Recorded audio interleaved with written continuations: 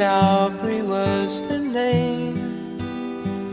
A not so very ordinary girl or name, but who's to blame for a love that wouldn't bloom, for the hearts that never played in tune, like a lovely melody that everyone can sing. Take away the words that rhyme, it doesn't mean a thing.